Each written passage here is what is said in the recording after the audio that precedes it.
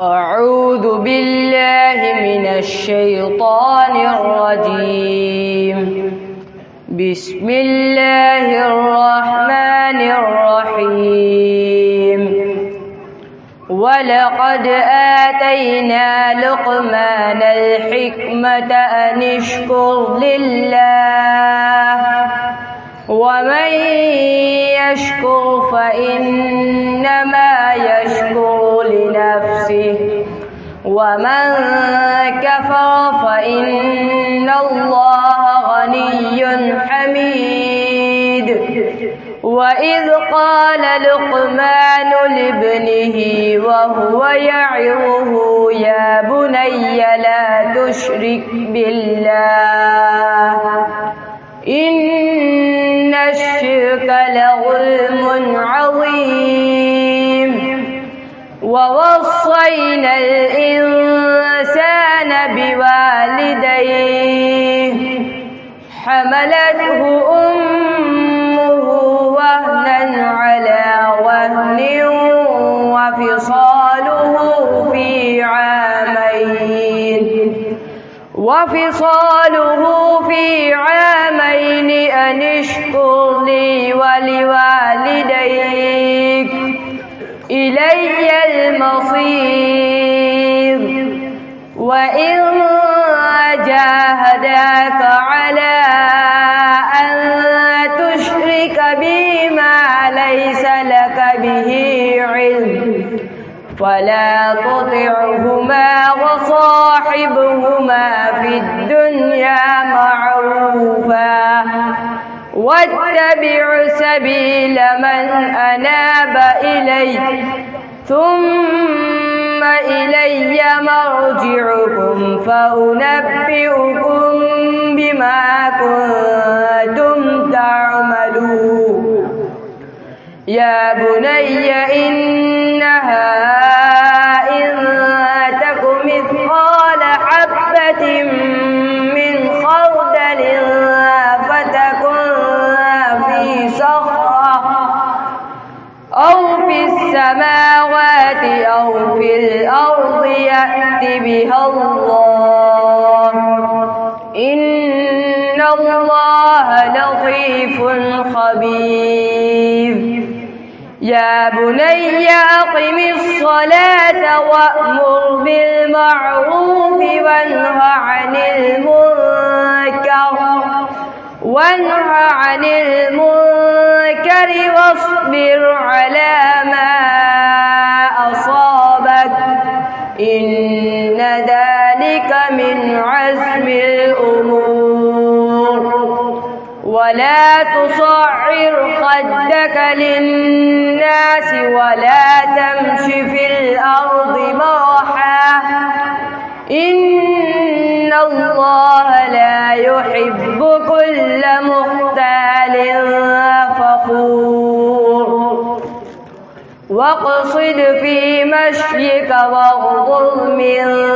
صوتك إن أنكر الأصوات لصوت الحمير.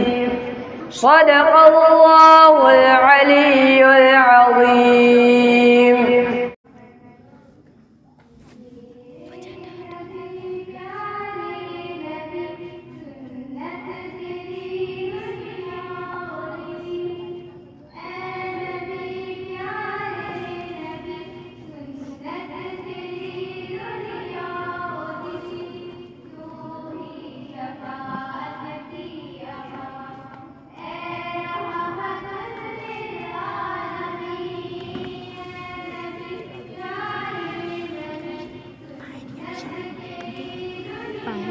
छट्टी बैठी इतनी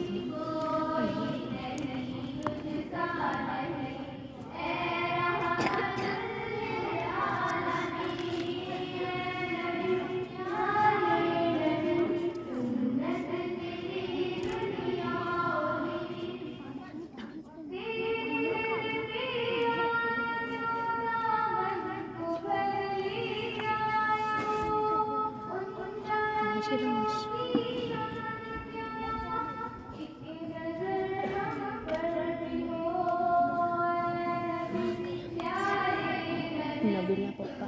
मी विचार करून ते जोडीला karena aku Bella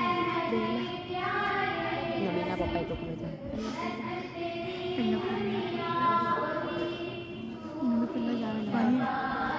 एक वर्ष दूर આપણે બટીઓ કોને પછી આપણે બટીઓ લેવું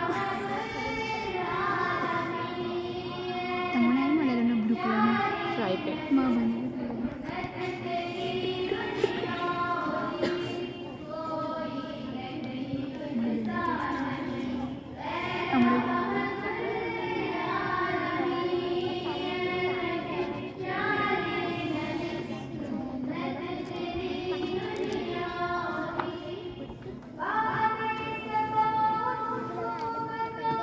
પછી આપણે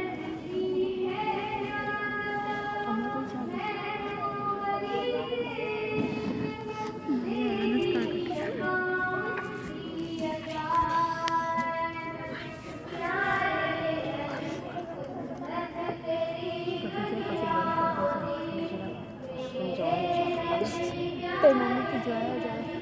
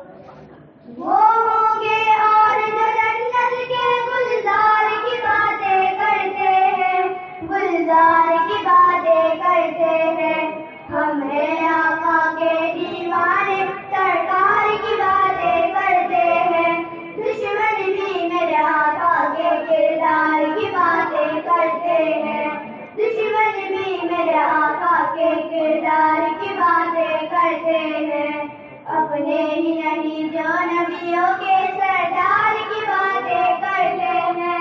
دشمن بھی میرے آقا کے کردار کی باتیں کرتے ہیں، دشمن بھی میرے آقا کے کردار کی باتیں کرتے ہیں۔ یہ شوق مجھے مجبور کرے میں ان کے نام پہ بک جاؤں، میں ان کے نام پہ بک جاؤں، جب لوگ کہیں بھی طیبہ کے بازار کی باتیں کرتے ہیں، دشمن بھی میرے آقا کے کردار کی باتیں کرتے ہیں، دشمن بھی میرے آقا کے کردار کی باتیں کرتے ہیں، اپنے ہی نہیں جو نبیوں کے سردار کی باتیں کرتے ہیں، دشمن بھی میرے آقا کے کردار کی باتیں کرتے ہیں، دشمن بھی میرے آقا کے کردار کی باتیں کرتے ہیں۔ ہر سمت جمال ہے آقا کا، جا کر تو دیکھو مدینے میں، جا کر تو دیکھو مدینے میں، طیبہ کے در و دیوار سبھی سرکار کی باتیں کرتے ہیں، دشمن بھی میرے آقا کے کردار کی باتیں کرتے ہیں، دشمن بھی میرے آقا کے کردار کی باتیں کرتے ہیں، اپنے ہی نہیں جو نبیوں کے سردار کی باتیں کرتے ہیں، دشمن بھی میرے آقا کے کردار کی باتیں کرتے ہیں، دشمن بھی میرے آقا کے کردار کی باتیں کرتے ہیں۔ ایک روز ہوگا جانا سرکار کی گلی میں، ہوگا وہی ٹھکانا سرکار کی گلی میں، دل میں نبی کی یادیں، لب پر نبی کی نعتیں، دل میں نبی کی یادیں، لب پر نبی کی نعتیں، جانا تو ایسے جانا، جانا تو ایسے جانا سرکار کی گلی میں، ایک روز ہوگا جانا سرکار کی گلی میں، ایک روز ہوگا جانا سرکار کی گلی میں، روزے کو دیکھنے کو آنکھیں ہی مختلف تھی،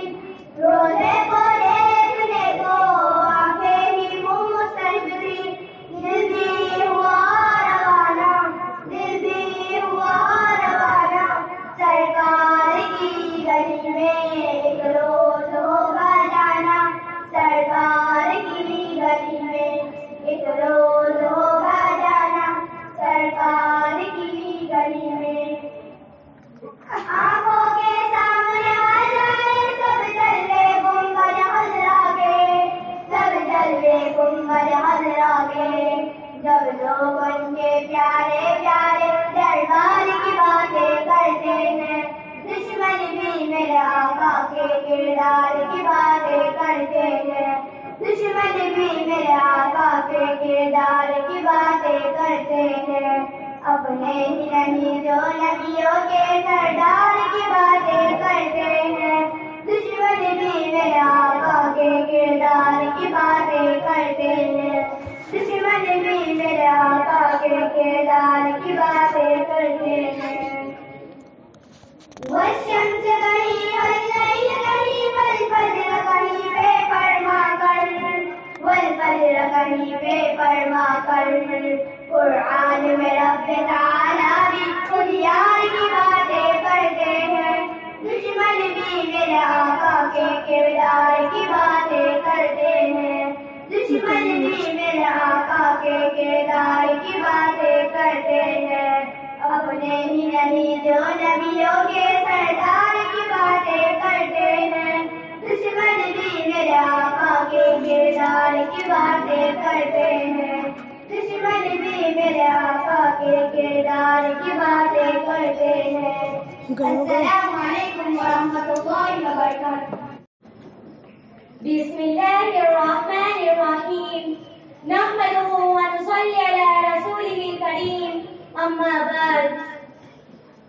حاضری تقریم، صدر ذی وقار، معزز اساتذہ کرام، علماء دین اور حاضرین اجلاس،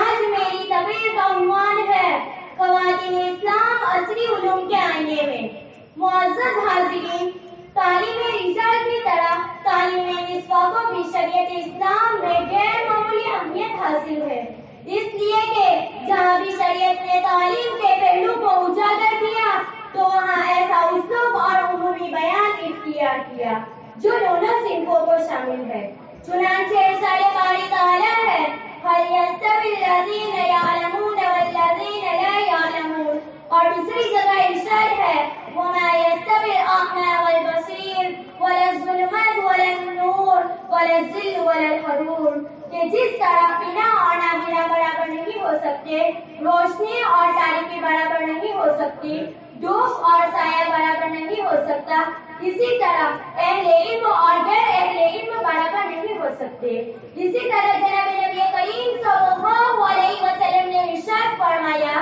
طلب العلم فریضۃ علی کل مسلم و مسلمہ، جو اس بات کی دلیل ہے کہ طلب علم مرد و زن دونوں صنفوں کے لیے ضروری ہے۔ حضرات، یہ حقیقت ہے کہ جن قوموں نے بھی اپنے اصول علم کو اہمیت دی، اس کو اپنا سرمایہ زندگی بنایا، وہ قومیں زندہ و تابندہ رہی اور ان کی قسمت کا ستارہ افق پر رہا اور تاریخ ان کو بھلا نہ سکی، اور جو قومیں علم جیسی بے بہا نعمت سے محروم رہی وہ ہمیشہ پسماندہ اور پریشان حال رہی اور ہمیشہ گرمی سے ایام کا شکار رہی۔ حضرات گرامی، بلا شبہ یہ بات کہی جا سکتی ہے کہ خواتین اسلام علوم دنیا کو حاصل کرنے کے بعد علوم عصریہ کو بھی حاصل کر لیتی ہے۔ عالمہ فاضلہ کے ساتھ ساتھ ایک اچھی ادیبہ، شاعرہ، اچھی معالجہ اور ڈاکٹر، انجینئر، ڈپلومہ اور دیگر ٹیکنیکل ڈگریاں حاصل کر لیتی ہے تو شریعت اسلام میں اس کی کوئی ممانعت نہیں، بلکہ یہ لائق فخر اور قابل تحسین ہے۔ تو حالانکہ حاضرہ کی ضرورت تھی مگر ان کا ہرگز یہ مطلب نہیں کہ ان کو پوری آزادی مل گئی، وہ جس وقت جہاں چاہے مختلف اسکولوں، کالجوں اور یونیورسٹی کی سیر کریں۔ اس نازک اور پرفتن دور میں ایسے اسکولوں اور کالجوں میں داخل ہونے کی ہرگز اجازت نہیں دی جائے گی جہاں خالص مغربی تہذیب کی آگیائی رہی ہو اور اسلامی کلچر کا نام و نشان نہ ہو، جہاں اسلامی تہذیب و تمدن کی درجہ اڑائی جا رہی ہو، جہاں سیر و تفریح اور معاشی کے کاروبار ہو، جہاں نقب اور منکر کا مذہب اڑایا جا رہا ہو۔ سامعین، کچھ اپنوں کی طرف سے اور مکمل غیروں کی طرف سے ملی جلی ایک سازش ہے جس کے تحت اسلام کو بدنام کرنے کی کوشش کی جا رہی ہے، اس کی تہذیب و تمدن کو مغربی تہذیب و تمدن میں ضم کر کے اس کے روح کو بگاڑا جا رہا ہے۔ آزادی نسواں اور عصری علوم کے سبز باغات دکھا کر اپنے حوض کی آگ کو بجھانا چاہتے ہیں، اچھی ملازمت اور سرکاری نوکریوں کی لالچ دلا کر اس پاکیزہ صنف کو اپنی سیر و تفریح کا سامان بنانا چاہتے ہیں۔ برادران اسلام، ان اسکولوں اور کالجوں سے تعلیم یافتہ ہونے کے سبب ان ملحدوں، دہریوں اور خدا رسول کے باغیوں کے ناجائز طور و طریق اور بیہودہ رسم و رواج ہمارے معاشرے کا حصہ بن چکے۔ Birth day, anniversary, Valentine day اور ہیپی نیو ایئر جیسے خرافات ہمارے معاشرے میں عام ہے، جسے مسلمان بہت بے باکی سے فخر کے طور پر مناتا نظر آتا ہے۔ اسلام اور ایمان کی ہیبت و وقت ختم ہوتی چلی جا رہی ہے۔ ان اسکولوں اور کالجوں سے تعلیم یافتہ لوگوں میں اسلام کے بنیادی عقائد اور شرعی احکامات کے بارے میں شکوک و شبہات پیدا ہونے لگے اور ذہنی فکری انفراد بڑھنے لگا۔ نتیجہ بائجہ رسید کے پچھلے 3 سالوں میں تقریباً 50,000 سے زائد مسلم لڑکیاں اسلام جیسے قیمتی سرمایے سے ہاتھ دھو کر انفراد کی دہلیز پر جا چکی ہے۔ سرفراز قزوینی نے کیا خوب کہا، اللہ سے کرے دور تو تعلیم بھی فتنہ، اللہ سے کرے دور تو تعلیم بھی فتنہ، اولاد بھی املاک بھی جاگیر بھی فتنہ، نہ حق کے لیے اٹھے تو شمشیر بھی فتنہ، نہ حق کے لیے اٹھے تو شمشیر بھی فتنہ، شمشیر ہی کیا نعرے تکبیر بھی فتنہ۔ میں اپنی قوم کے سربراہوں اور کرتی ہوں کہ اٹھو اور ہنس کے نہ بھولو اور میدان میں آؤ، ابھی بھی وقت ہے ہم اپنے پرائیویٹ اسکولوں اور کالج قائم کریں جس میں عصری تعلیم کے ساتھ ساتھ اسلامی تعلیم و اخلاق، سیرت پاک اور صحابہ کرام کی زندگیوں سے نئی نسل کو روشناس کرائے، جس کے ذریعے اسلامی طور و طریق اور اسلامی کلچر ہماری زندگی میں جاگزیر ہو۔ بس اسی پر میں اپنی بات کو ختم کرتی ہوں۔ وما علینا الا البلاغ۔ میں دعوت دیتا ہوں صفیہ احمد لمباڈا،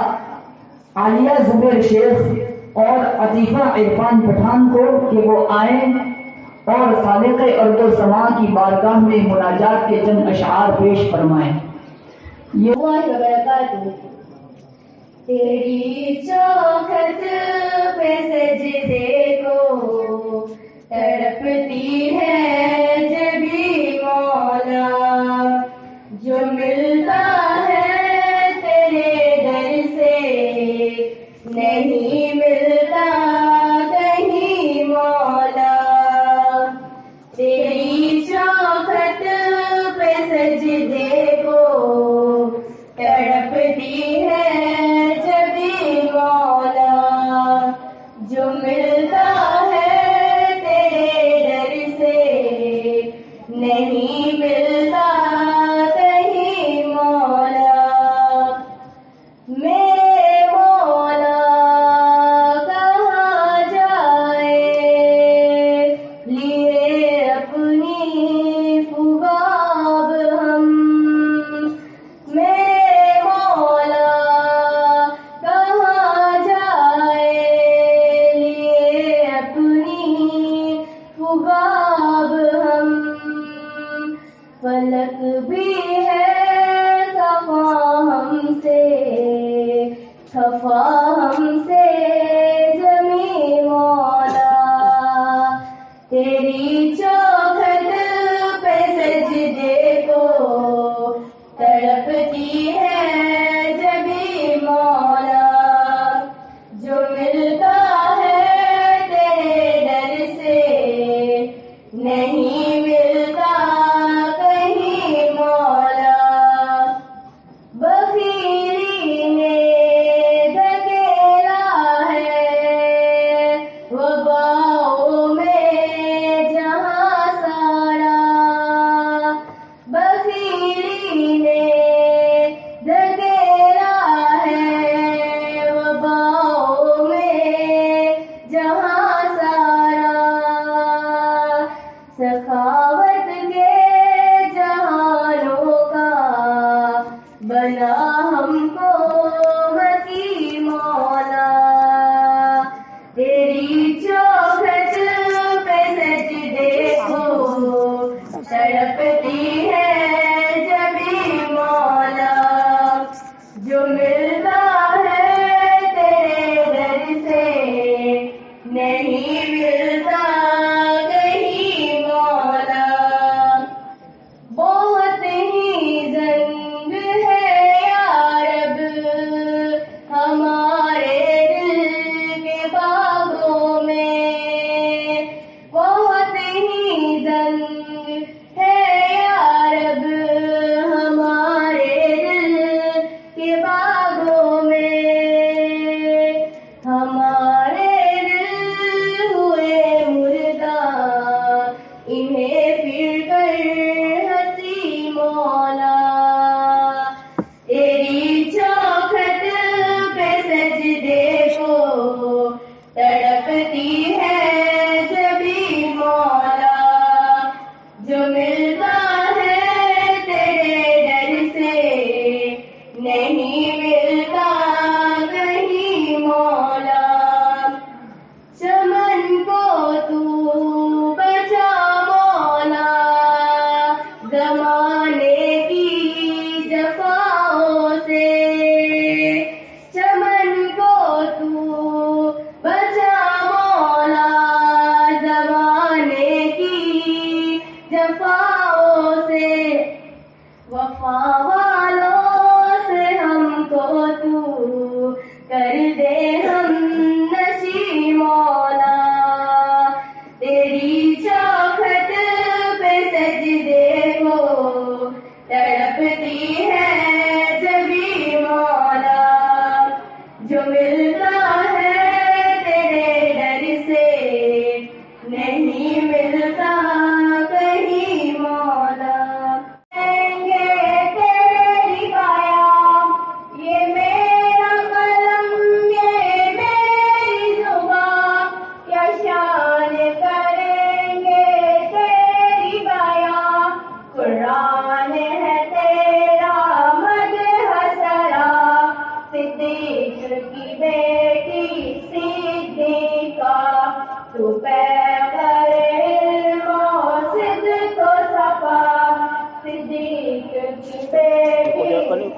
صدیقہ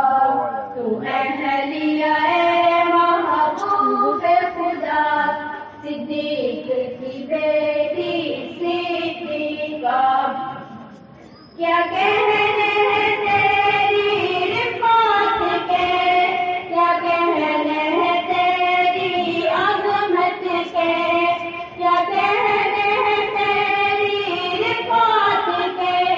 کیا کہنے ہیں تیری عظمت کے ماشاء اللہ صدیق کی بیٹی صدیقہ تو پیکر علم و صدق و صفا صدیق کی بیٹی صدیقہ تو اہلیہ محبوب خدا صدیق کی بیٹی صدیقہ ہم کیوں نہ کریں تیری عزت اولاد ہے تیری یہ امت ہم کیوں نہ کریں تیری عزت اولاد ہے تیری یہ امت ہم جانتے ہیں ماں کا اقبال صدیق کی بیٹی صدیقہ تو پیکر علم و صدق و صفا صدیق کی بیٹی صدیقہ تو اہلیہ محبوب خدا صدیق کی بیٹی صدیقہ یہ بات تو اہل حقیقت ہے یہ قدموں میں تیرے جنت ہے یہ بات تو اہل حقیقت ہے کہ قدموں میں تیرے جنت ہے جو تم سے ہٹا دو رقم گرا صدیق کی بیٹی صدیقہ تو پیکر علم و صدق و صفا صدیق کی بیٹی صدیقہ تو اہلیہ محبوب خدا صدیق کی بیٹی صدیقہ صدیق کے تیرے باپ اگر اللہ کے نبی تیرے شوہر صدیق کے تیرے باپ اگر اللہ کے نبی تیرے شوہر انعام ہوئے تجھ پہ کیا کیا صدیق کی بیٹی صدیقہ تو پیکر علم و صدق و صفا صدیق کی بیٹی صدیقہ تو اہلیہ محبوب خدا صدیق کی بیٹی صدیقہ تعریف تیری توصیف تیری عائشہ سے کب ہو سکتی ہے تعریف تیری توصیف تیری کلمہ سے کب ہو سکتی ہے تعریف تیری توصیف تیری مایا سے کب ہو سکتی ہے ہو نہیں سکتا تیرا دام صدیق کی بیٹی صدیقہ تو پیکر علم و صدق و صفا صدیق کی بیٹی صدیقہ تو اہلیہ محبوب خدا صدیق کی بیٹی صدیقہ رضی اللہ تعالی عنہا وعن جميع امهات المؤمنين والصحابه اجمعين. بسم الله الرحمن الرحيم نحمده ونصلي على رسوله الكريم اما بعد لائق تقریم جناب صدر محترم علماء کرام اور حاضرین جلسہ آنے والے ماہ مبارک کی ایک اہم ترین عبادت روزے کی اہمیت کے عنوان پر میں آپ حضرات کے سامنے کچھ لفظ مشاعرے کی جسارت کر رہی ہوں. دعا فرمائیے کہ اللہ تعالیٰ مجھے صحیح صحیح کہنے میں اور ہم سب کو اس پر عمل کرنے کی توفیق عطا فرمائے۔ سامعین کرام، اسلام ایک جامع اور مکمل شریعت ہے جس میں مختلف نوع کی عبادت ہے، جس میں سے ایک اہم عبادت روزہ ہے جو کہ شریعت اسلام کا تیسرا اور بنیادی رکن ہے، جس کی پابندی توحید و رسالت اور نماز کے بعد فرض کا درجہ رکھتی ہے، جس کا انکار کرنے والا کافر اور کسی معقول عذر بغیر چھوڑنے والا فاسق اور سخت گنہگار ہے، جس کی فرضیت روایت کے مطابق سن ہجری 2 میں نازل ہوئی۔ ارشاد باری تعالیٰ ہے، یا ایھا الذین آمنوا کتب علیکم الصیام کما کتب علی الذین من قبلکم لعلکم تتقون۔ اے ایمان والو، تم پر روزہ اس طرح فرض کیے گئے جس طرح سابقہ امتوں پر فرض کیے گئے تھے تاکہ تم پرہیزگار بن جاؤ۔ آیت کریمہ میں رب ذوالجلال نے روزوں کو امت محمدیہ پر فرض فرمایا، ساتھ ہی اس بات کو بھی ذکر فرمایا کہ یہ ایک ایسی جامع عبادت ہے جو کہ سابقہ امتوں پر بھی فرض کی گئی تھی تاکہ تم پرہیزگار بن جاؤ۔ آیت کریمہ میں رب ذوالجلال نے روزوں کو امت محمدیہ پر فرض فرمایا، ساتھ ہی اس بات کو بھی ذکر فرمایا کہ یہ ایک ایسی جامع عبادت ہے جو کہ سابقہ امتوں پر بھی فرض کی گئی تھی۔ چنانچہ حضرت مریم علیہ السلام نے جب اپنی قوم سے بولنا بند کر دیا تو فرمایا، انی نذرت للرحمن صوما، کہ میں نے آج اپنے رب سے نظر مانی ہے کہ میں کسی سے بات نہیں کروں گی۔ لیکن یاد رکھو، اسلام نے جس طرح نماز اور زکوٰۃ میں جامعیت اور مرکزیت پیدا کر کے انہیں دیگر ادیان اور مذاہب سے ممتاز کر دیا، اسی طرح روزے کو بھی دیگر مذاہب کے روزے کے مقابلے میں اختصاص اور امتیاز عطا کیا۔ چنانچہ اسی غرض سے صوم مفروض کو 1 مہینے کے لیے خاص کیا گیا، پھر مہینہ بھی وہ منتخب کیا گیا جس میں مالی کے ارض و سما کی جانب سے انسانوں کو حیات دستور یعنی قرآن مجید مرحمت فرمایا گیا۔ مزید یہ کہ وہ شب مبارک جسے خیر من الف شہر کا تمغہ عطا ہوا، اسی ماہ مبارک کو دائر فرما کر اسے دیگر مہینوں پر فوقیت عطا فرمائی گئی۔ پھر لسان نبوت صلی اللہ علیہ وسلم سے غلقت ابواب النار فتحت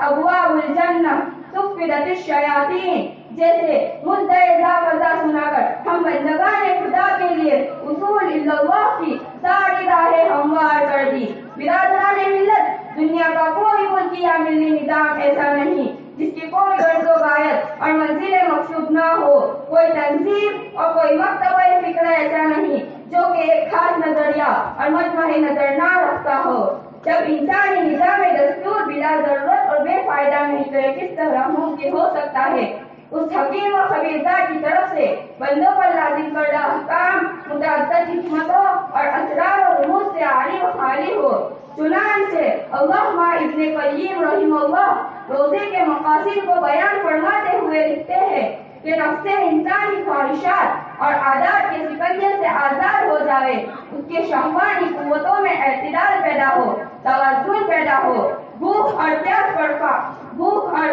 قابو پا کر نفسانی ہوس کی تہذیب میں تخفیف پیدا ہو اور حیات ابدی کے حصول کے لیے اپنے نفس کا تزکیہ کر لے۔ روزے کے ذریعے اللہ کی عطا کردہ نعمتوں کے قدر و منزلت کا عرفان پیدا ہو۔ عزیزان ملت، جن مقاصد حسنہ کی تہذیب کے لیے روزہ فرض کیا گیا تھا، سلف صالحین نے اس کے تمام آداب اور رعایت کے ساتھ اس کو پورے طور پر حاصل کیا، مگر افسوس ہمارے حال پر کہ روزہ اس لیے فرض کیا گیا تھا کہ روح اور قلب کا تزکیہ ہو، مگر ہم نے روزے کو پیٹ بھرنے کا ذریعہ بنا لیا۔ آج ہمارے معاشرے کا ایک بڑا نوجوان طبقہ روزہ جیسے اہم فرضے سے غافل ہے، بستی سے دور ہوٹلوں میں جا کر اپنی پیٹ کی آگ بجھا کر اپنے قلب کو خاکستر کر رہا ہے، اور حد تو یہ ہے کہ اپنی زبان بے لگام سے یہ کہہ کر اپنے ایمان سے ہاتھ دھو رہا ہے کہ ہمیں بھوکھارت اللہ کو کیا ملے گا۔ ارے روزہ تو ان لوگوں کے لیے ہے جن کے پاس کھانے کو کچھ نہیں ہے۔ الیاذ باللہ، اگر یہی حال معاشرے کا رہا تو پھر یاد رکھو اور سنو، 100 سنہار کی ایک لوہار کی، اللہ رب العزت کا غضب عنقریب آ پکڑے گا۔ اللہ تعالی ہم سب کی حفاظت فرمائے۔ بس اس پر میں اپنی تقریر کو ختم کرتی ہوں۔ وما علینا الا البلاغ۔ السلام علیکم۔